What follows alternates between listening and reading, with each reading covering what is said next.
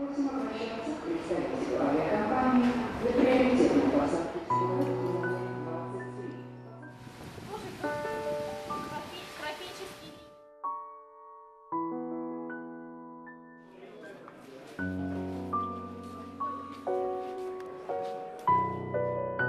Moscow, to a traveler, is a banquet to the senses.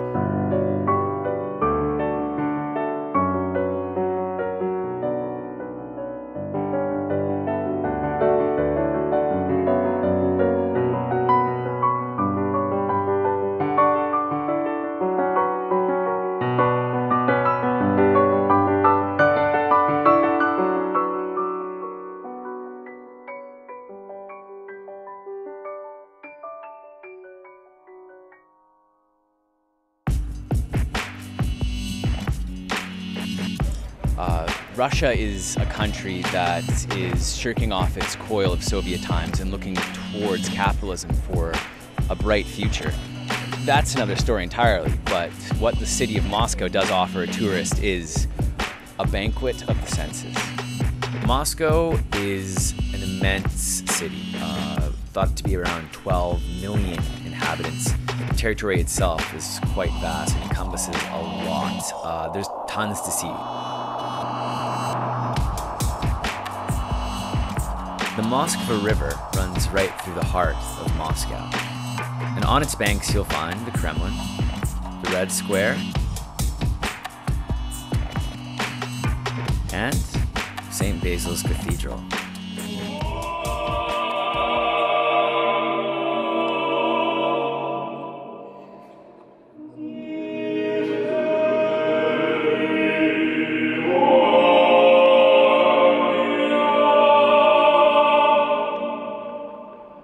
Built in the 16th century under Tsar Ivan the Terrible, the breathtaking cathedral was different than any other church before it. It has captivated pilgrims and visitors for centuries, but was designated a World Heritage Site only in 1990.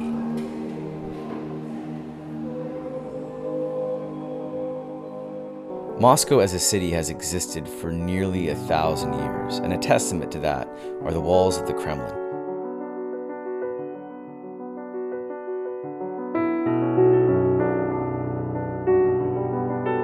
Inside, you'll find numerous cathedrals, the former state palace where the Kremlin Ballet now performs, a museum, and other artifacts to explore, if you have the time.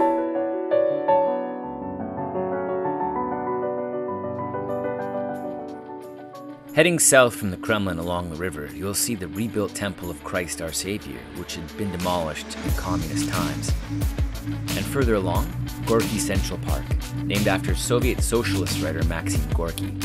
The long riverside park has recently been redeveloped to reflect changing cultural attitudes, but has been a popular leisure destination for Moscovites for almost 100 years. If you'd like to venture out of the central districts of Moscow and explore other areas, there's plenty to choose from. Just hop on the Moscow Metro, which is itself something to be explored. It has 12 lines, nearly 200 stations, and sees, on average, about 7 million riders a day.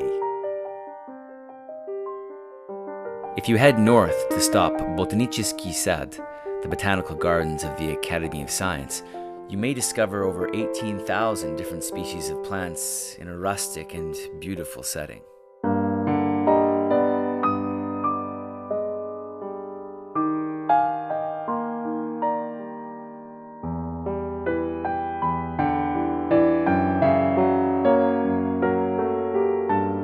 Beside the Botanical Gardens is the All-Russian Exhibition Center. Originally commissioned by Stalin in Soviet times, the exhibition houses numerous pavilions which were meant to represent and showcase the territories, agriculture, and people of the USSR. But since the fall of communism, the grounds have fallen into disrepair and are currently undergoing renovations and redevelopment. However, the exhibition still remains popular, especially during the summer months, and has become an arena for trade, science, and art exhibits.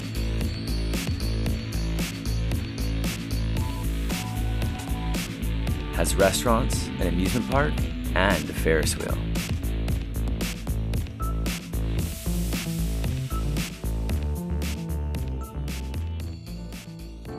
Heading south in the metro, you can also step further into the past at Kolomenskoye Park. The former wooden summer palace of Tsar Alexei I was reconstructed here in 2010 using the original plans of the former residence. Built in the mid-17th century, the 250-room wooden palace had been condemned and torn down only 100 years later by Empress Catherine II, but now lives once more.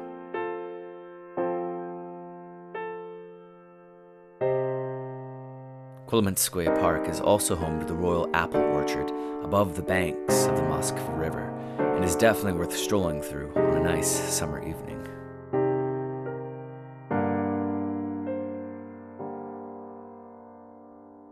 A popular day trip for Muscovites in both the summer and winter months, you'll have to rent a car or take a microbus outside the city to visit Arkhangelskoye Estate. Built in a neoclassical style, the former noble estate, usurped from the Yusupov family, was made into a nationalized museum showcasing their collection of art and ceramics.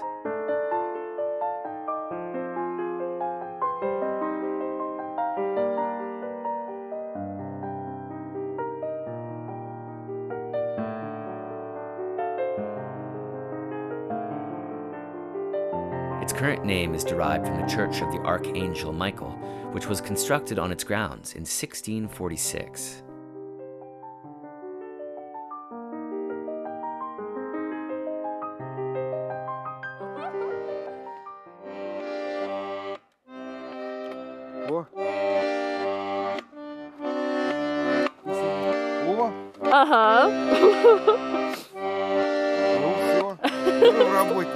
Besides getting the chance to learn the bayan, or Russian accordion, the last estate I visited in Moscow was Kuskova.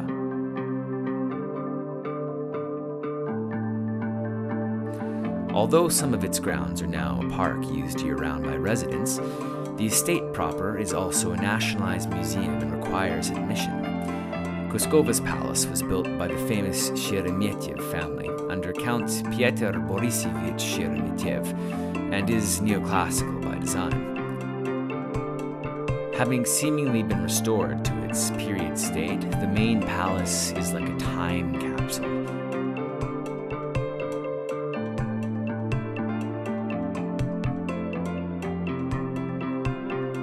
While other buildings, such as the Dutch House and the Orangery, have become exhibits for art and ceramics.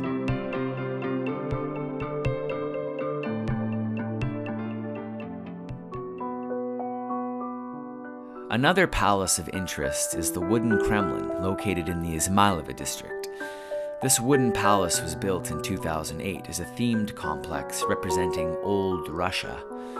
The wooden church at its center is thought to reflect country churches before the rise of communism. The complex is also a favorite site for weddings because of its beautiful facade, but also has restaurants, a large flea market, and souvenir market for those who wish to try their hand at bartering.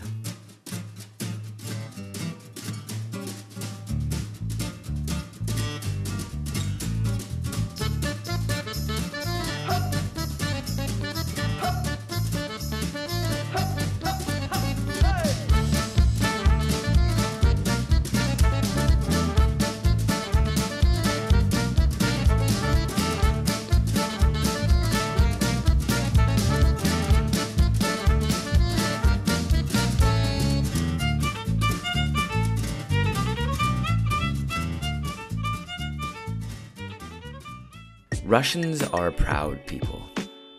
They have a beautiful culture and rich history, but one that, like most, has been marred by war. The Technical Museum of Vadim Zadorozhneva has an incredible private collection of war machines, including artillery, rockets, tanks, and fighter jets, among other things.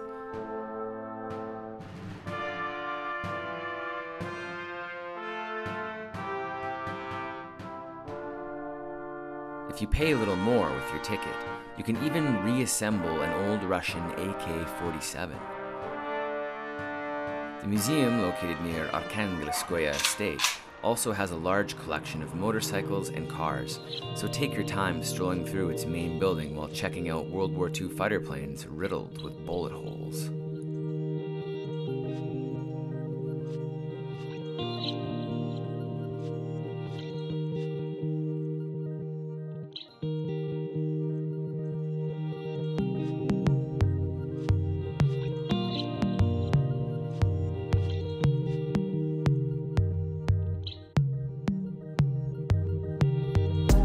Moscow, Russia truly is a banquet to the senses. It offers so much for its visitors to see year-round. It should definitely be on your list of destinations. If you like our show, Street Level, please subscribe to our channel, as more travel and lifestyle videos are coming soon. I'm Ben Dextraze, and thanks for watching.